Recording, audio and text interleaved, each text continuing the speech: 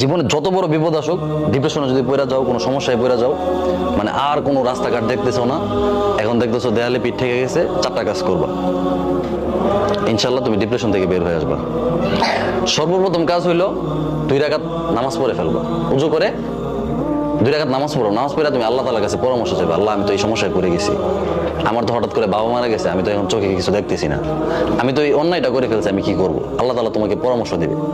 এই কথাটা আমার এক আপা ওই দিন বলতেছে, আমি একটা সিদ্ধান্ত নিয়েছি, নেওয়ার পরে আমি টেনশনে পড়ে গেছি যে হায় হায় আমি এখন কি করব। তো আমার আপা আমাকে বলতেছে যে তুমি এক কাজ করো, 2 রাকাত নামাজ পড়ো, নামাজ পড়ে আল্লাহ তাআলার সাথে পরামর্শ করো। আমি চিন্তা করছি আল্লাহ তাআলার সাথে পরামর্শ করবো কিভাবে।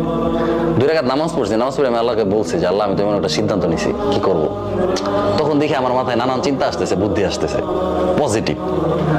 বুঝছো, ডিপ্রেশনে পড়ে গেলে প্রথম চেষ্টা করবা 2 রাকাত নামাজ পড়া। দ্বিতীয় যে কাজটা করবা, একা থাকবা।